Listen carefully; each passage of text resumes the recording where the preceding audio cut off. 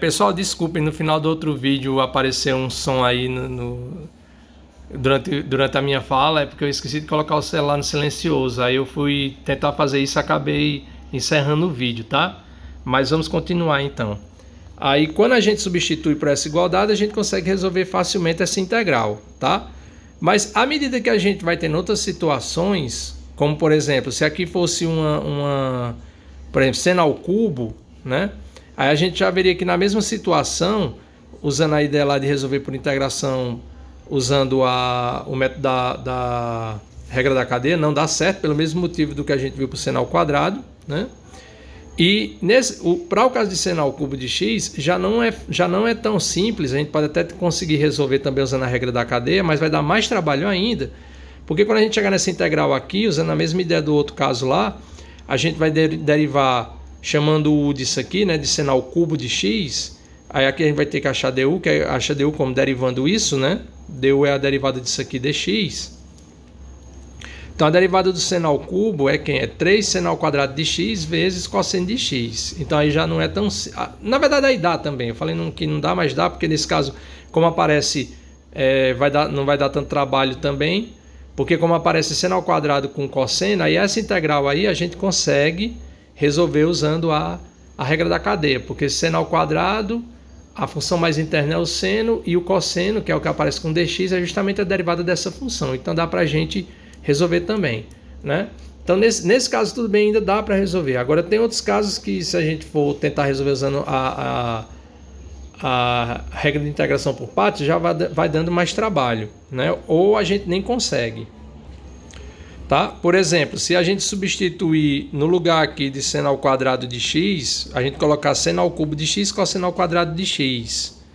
A gente no primeiro momento poderia pensar, nossa, essa daí é mais complicado, então a gente talvez nem consiga resolver. Bom, talvez a gente não consiga resolver, mas usando essa questão da integração por partes, né? Aqui também, se a gente for tentar resolver por mudança de variável, né? A regra da cadeia, a gente vai ver que também não vai conseguir, mas a grande ideia aqui para resolver nesse outro caso, que tem como resolver, é justamente usando essas identidades. Só que para esse caso aqui, a gente vai ver que dependendo dos expoentes serem pares, os dois pares, ou um par e o outro ímpar, ou os dois ímpares, tem maneiras definidas de como a gente atacar o problema para resolvê-los, tá? Para resolver essa integral.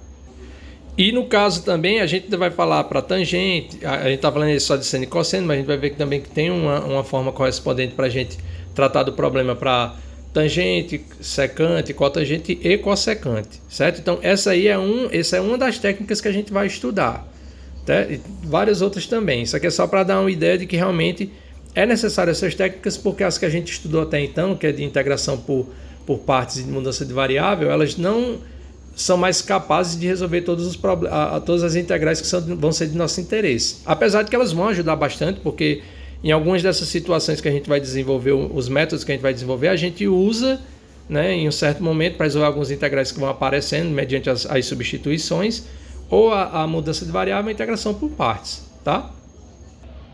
Bom, aí aqui está o conteúdo programático, né, pessoal, para a gente entender realmente o que é que a gente vai estudar, tá? Então aí a gente tem essa forma como o conteúdo está exposto, é a forma que eu pretendo seguir, é a sequência. Na verdade,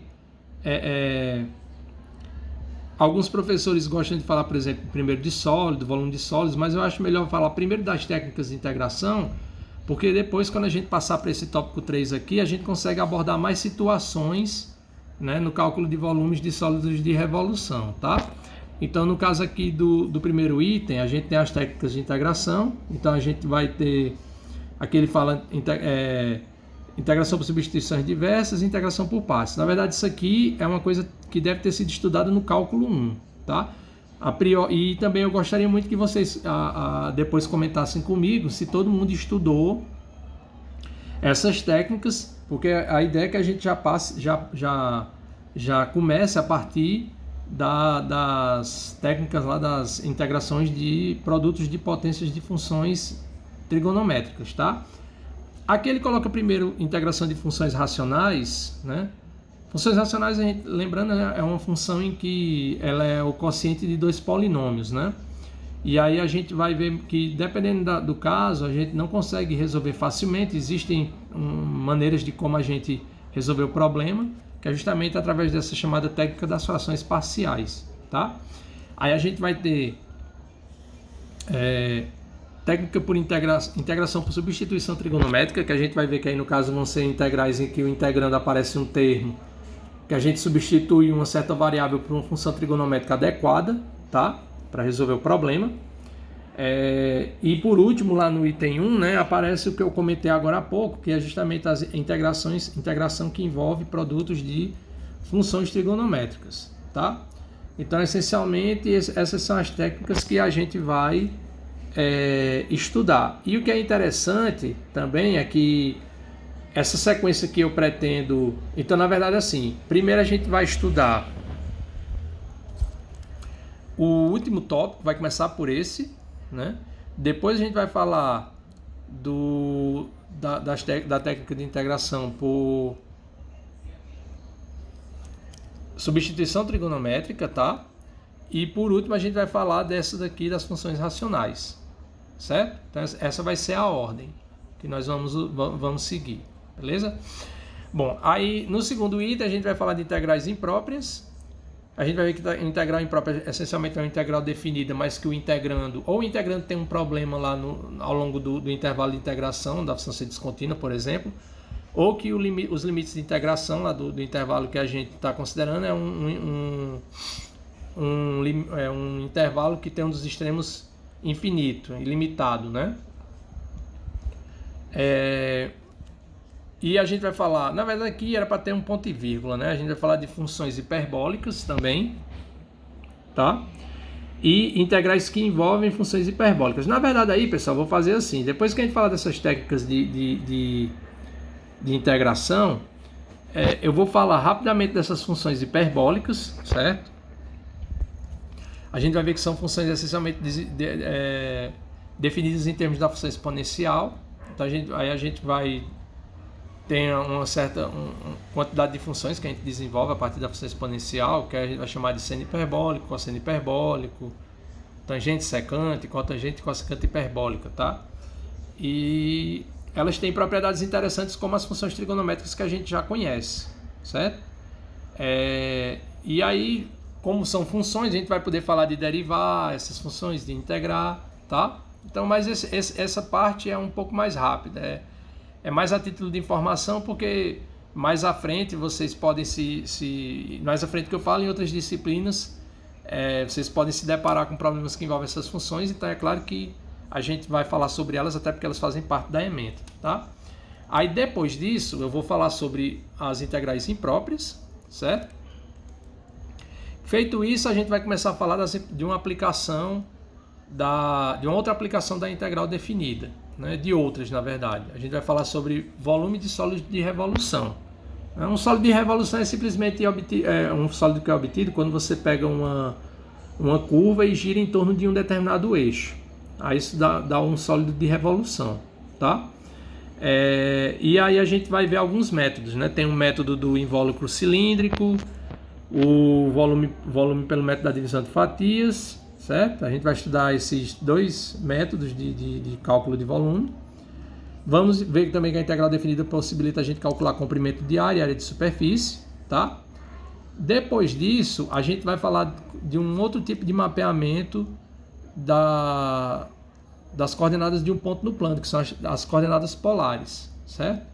Aí vamos ver como é que se dá esse mapeamento, as propriedades que a gente obtém em relação aos pontos, simetrias, e que é justamente uma coisa que a gente vai estudar quando chegar nessa parte de esboço de gráficos polares. A gente vai ver que tem muitos gráficos que fica fácil da gente caracterizar em termos da equação, né, em coordenadas polares, que se fossem coordenadas cartesianas não daria tanto, não seria tão simples assim, né? Por exemplo, em coordenadas cartesianas a gente sabe que a equação x² mais y² igual a 1 representa uma circunferência centrada na origem de raio 1, mas dependendo da curva que a gente tenha, não é tão simples a gente dizer, essa curva ela é descrita por essa função. Em coordenadas polares isso vai ser mais interessante de fazer para uma certa classe de curvas, tá? E também a gente vai estudar, uma vez que a gente está mapeando os pontos do plano por esse sistema de coordenadas, a gente vai ver como as funções que antes eram dadas em coordenadas cartesianas passam a se comportar quando são dadas em coordenadas polares, tá? E isso vai implicar também que essas funções vão poder ser diferenciáveis, vão poder ser integráveis, e aí com isso a gente vai poder definir a área de uma região do plano de coordenadas polares e calcular essa área como comprimento de arco também, tá? Aí a gente vai voltar novamente a falar sobre formas indeterminadas, certo? Quando eu digo voltar, pessoal, é porque no cálculo 1 esse tópico ele está presente lá. A regra do L'Hopital é um tópico presente na ementa do cálculo 1.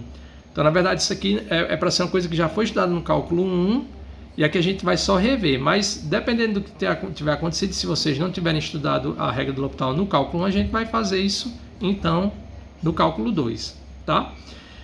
A gente vai falar os resultados mais imediatos que a gente vai ver da regra do L'Hopital é quando fala das indeterminações 0 sobre 0, infinito sobre infinito, mas depois a gente vai ver que existem outras formas indeterminadas que a gente pode reduzir a uma dessas duas e resolver os limites usando ainda a regra do L'Hopital, tá?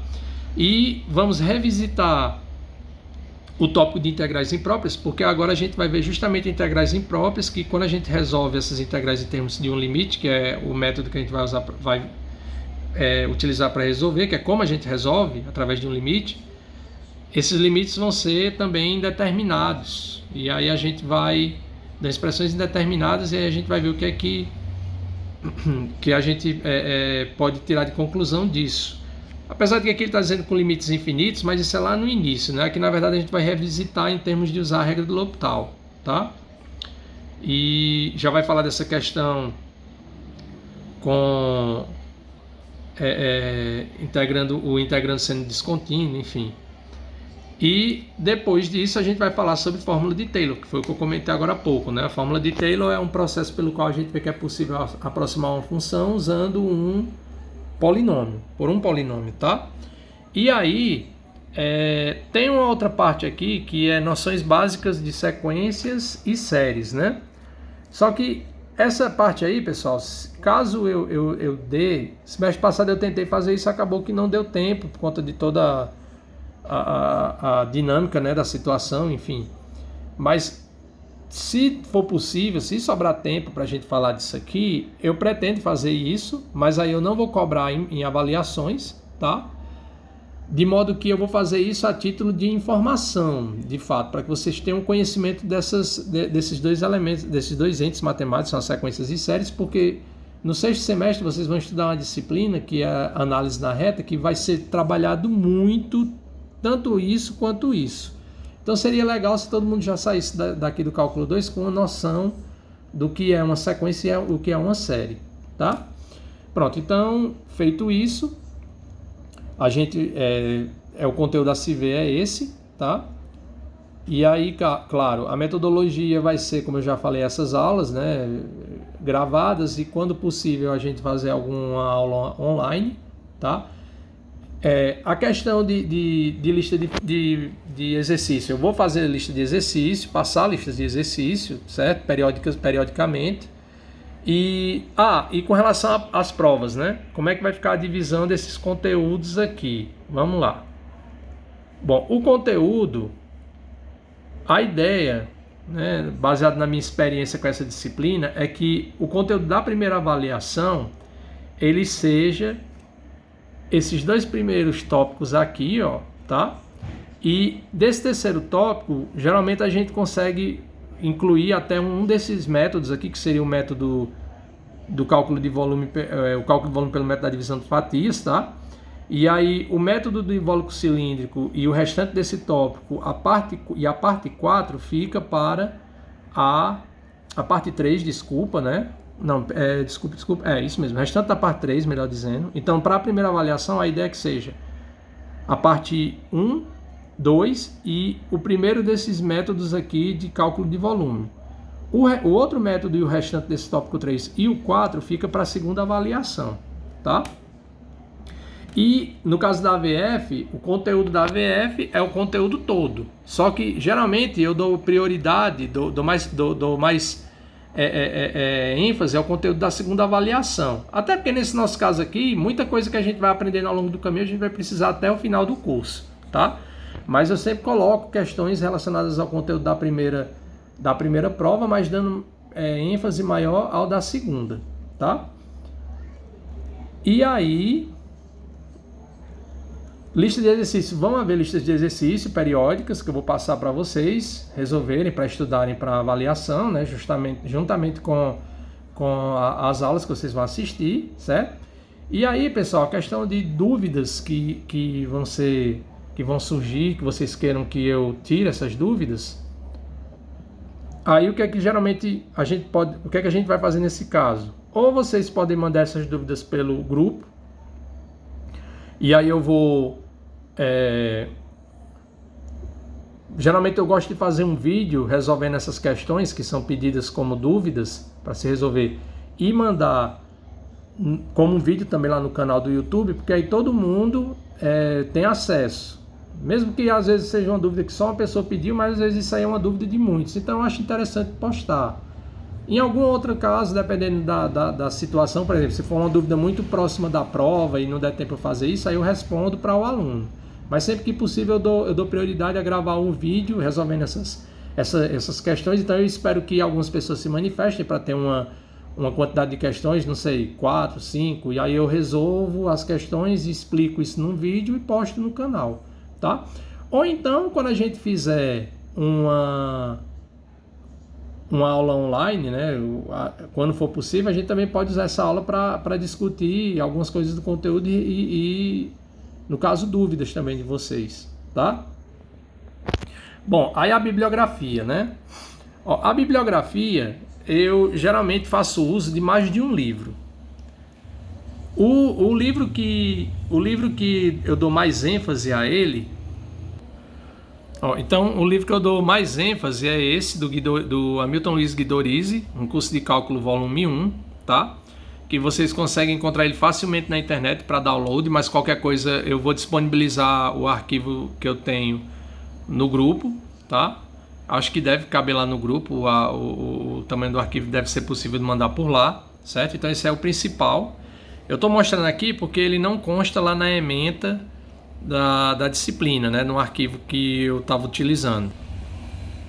Tá, observem que ele não aparece aqui, né? A gente tem alguns outros livros aí, como por exemplo tem esse do Simons, do James Stewart, tem do Geraldo Ávila, do Moonen, do Leitold, tá? Desse Sokowski, do Gonçalves e Fleming, que é o cálculo A, tá? E esse do Plácido Tábuas. Bom, os que eu uso mais são, o que eu dou a ênfase é aquele que eu mostrei do Guidorizi, e eu uso o do Leitold e esse do cálculo A, né? O cálculo com geometria analítica volume do Leitold e cálculo A do Gonçalves e Fleming para algumas partes específicas, tá? Porque, por exemplo, tem umas partes que eu acho mais interessante, no caso aqui, por exemplo, do cálculo A, eu acho interessante da parte de coordenadas polares por ele. No caso do Leitold, eu já acho mais interessante falar sobre a regra do L'Hopital, também usando o Leitold como a parte de integração imprópria, tá?